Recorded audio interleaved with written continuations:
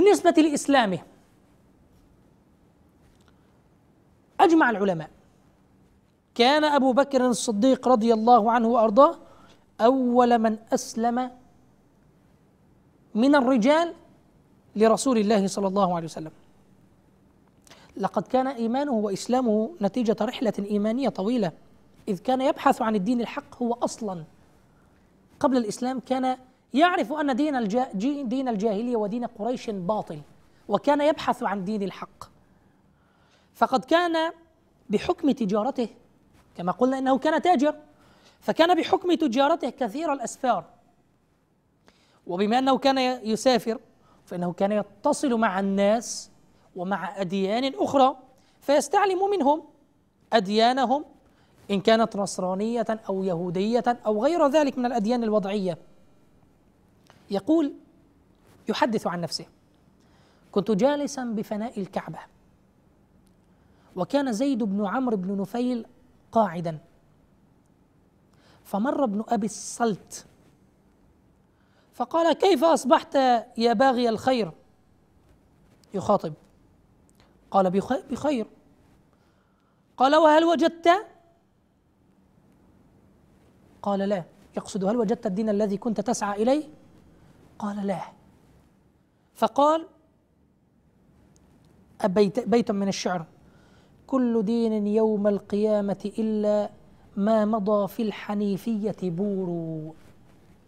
كل دين يوم القيامة إلا ما مضى في الحنيفية بور، يعني لولا إلا دين الحق الذي هو دين الحنيفية التي جاء بها سيدنا إبراهيم عليه الصلاة والسلام، كل دين سواه أو ليس جاء على نهجه فهو باطل وبور، بهتان، حيث جاء بعده سيدنا رسول الله صلى الله عليه وسلم وجاء بدين الحق. كل دين يوم القيامة إلا ما مضى في الحنيفية بور. ثم أكمل فقال له: أما إن هذا النبي الذي ينتظر منا أو منكم، يعني منا نحن من عشيرتنا أو من عشيرتك أو قبيلتك يا أبا بكر. فقال: ولم أكن سمعت قبل ذلك بنبي ينتظر ويبعث. قال: فخرجت أريد ورقة بن نوفل، وكان معروفا ورقة بن نوفل بعلمه بالأديان وقراءة التوراة والإنجيل، وكان كثير النظر في السماء، كثير همهمة الصدر. هذا كلام سيدنا أبي بكر الصديق، يقول: فخرجت أريد ورقة بن نوفل، وكان كثير النظر إلى السماء، كثير همهمة الصدر، فاستوقفته ثم قصصت عليه الحديث، فقال: نعم يا ابن أخي، إنا أهل الكتب والعلوم، ألا إن هذا النبي الذي ينتظر من أوسط العرب نسبا. ولي علم بالنسب. من؟ سيدنا أبو بكر يقول: وقومك أوسط العرب نسبا. فقلت له: يا عم، وما يقول النبي؟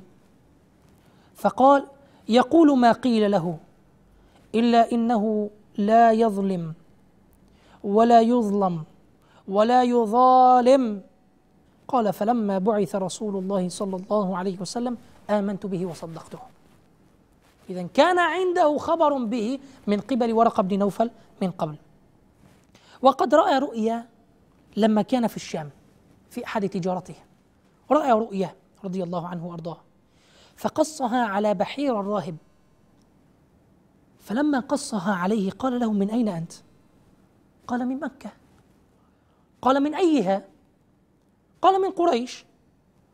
قال: فأي شيء أنت؟ قال: أنا تاجر. قال: إن صدق الله رؤياك فإنه يبعث بنبي من قومك تكون وزيره في حياته. هذا كلام بحير الراهب. فقال له: إن صدق الله في رؤياك أو رؤياك فإنه يبعث بنبي من قومك تكون وزيره في حياته وخليفته بعد موته. فأسر ذلك أبو بكر في نفسه ولم يقل لأحد، خشية أن ينكر عليه ذلك أو يستهزأ به. صلوا على الحبيب صلى الله تعالى على سيدنا محمد وعلى آله وصحبه.